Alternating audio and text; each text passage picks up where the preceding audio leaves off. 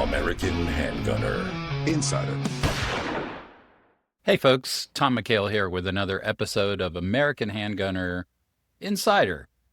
Today I want to talk about a trend that I'm finding very exciting for us handgun enthusiasts: value guns. There have always been cheap guns. We know this, and I'll tell you what, I won't besmirch reputations of companies past, present, folded, whatever, with mentioning names, but we know who they are. There have always been guns in the market that come with a great price point, but don't really perform. So defeats the purpose of the cheap part of the equation. But recently, I'm seeing something a little bit different. I have to wonder if this is a result of maybe less pressure on the firearm community as a whole politically. Probably add in a little bit of technology innovation. It's now easier and less costly than ever to make precision, repeatable, quality gun components and parts. So components of guns being put together on assembly lines are much more uniform, tighter in tolerance, and therefore make a better end product. Recently in American Handgunner magazine, we've had the pleasure of looking at a number of great value options. EAA Witness 2311s, for example. There are all kinds of good guns coming out from the folks at Gerson. Not too long ago, I took a look at the Compact High Power, which is just delightful. This is a really nice, reimagined high power pistol, and the price point is fantastic. We're doing a lot with the folks at SARS Lamaz. Boy, I can't say that. Let's just call it SAR. How about that? I'm going to go with SAR. We've got a bunch of those coming in. I'm getting a couple. Will Dabbs is getting one. Frank Jardim is getting one. So look for a lot of upcoming reports on those. We'll do a couple in American Handgunner online, and we'll do a couple more on the guns side online and via email. So if you're not subscribed to emails, go ahead and do that. But today I want to do a follow-on story. Not too long ago, I took a look at a gun from Palmetto State Armory. Those folks are based in Columbia, South Carolina, about 2 hours driving from where I'm sitting right now. And I took a look at the PSA Rock 5.7. Yes, this is a 5.7 millimeter by 28 millimeter handgun. And I found it awesome, especially considering the price point.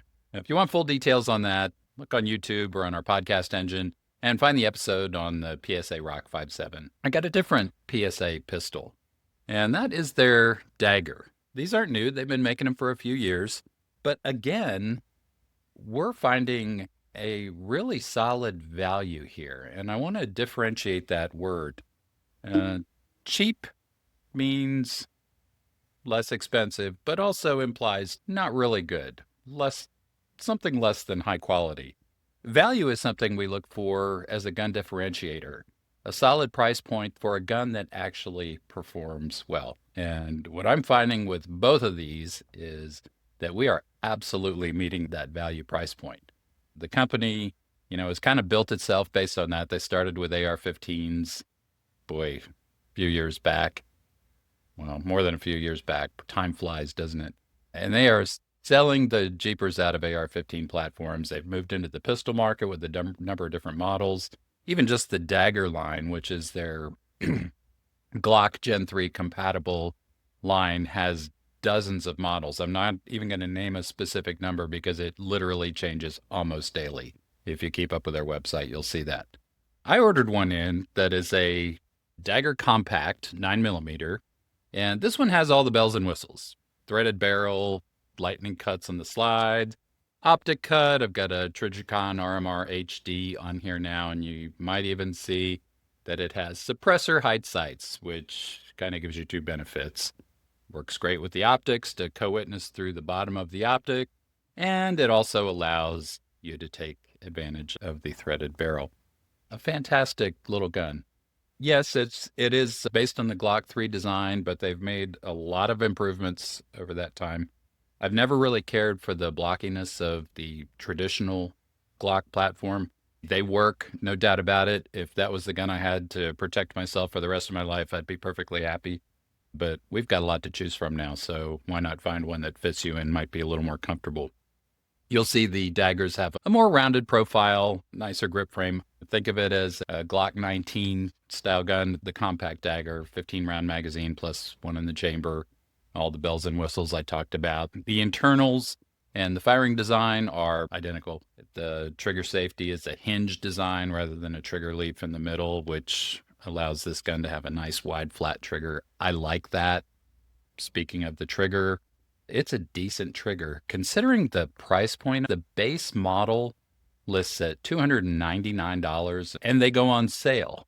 I saw a closeout version of a dagger on the website today as I recorded this. I think it was $249. Wow, that's pretty impressive. So anyway, this one loaded, all the bells and whistles I talked about a couple minutes ago, I think lists for $389. That's hard to beat. Anyway, this has turned out to be a really nice little gun. I liked it. I took it to the range, did a little bit of testing with a few different types of ammo, had no hiccups or malfunctions of any kind. The handling is fine. The trigger sensation itself is slightly rough on the take-up side.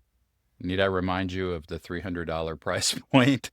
But the trigger weight was fine. Going from memory, I think it was about 5.5 pounds, which is normal for a striker-fired gun. But what I would point out is it's the kind of trigger that will not interfere with your shooting. Some triggers out there just aren't very good, and they actually will hinder decent shooting. Not this one. You know, it feels good. It's got a reasonably crisp break. The reset's nice. Nice wide, flat trigger face. And not a flat trigger, but the flat surface on the front of the trigger. Feels great, makes it easy to shoot, makes the weight very manageable. Good stuff. So anyway, I tested it with a couple of different types of ammo, one of which was Federal's 124 grain NATO load. This one I would describe as a warm to hot 124 grain load. I measured this with the Doppler chronograph at a little over 1,200 feet per second out of the compact dagger. But what really surprised me were the 25-yard groups. I set it up on a Ransom multi-caliber rest and shot 5-shot groups at 25 yards. 2.05 inches at 25 yards. How about that? Just to make sure I wasn't witnessing anomalies, I tried something totally different. On the other end of the bullet weight scale, the Norma NXD defense rounds. These are super light copper projectiles, just 65 grains. They smoked out of this pistol at almost 1,900 feet per second. I think a couple of readings I got 1893, 1889.4, and so on. Even with all that, guess what the group size was? 5 shots at 25 yards, just 2.35 inches. So there you have it. We are in a delightful era of value guns, and value is a good word, unlike cheap. We're going to have some more on this gun and the Rock in the upcoming issue of American Handgunner, so stay tuned to read more about it there. In the meantime, if you like what you see on Handgunner Insider, be sure and hit the like button here, hit the subscribe button, leave a comment with your thoughts, and we will go from there. Have a good one and shoot safe.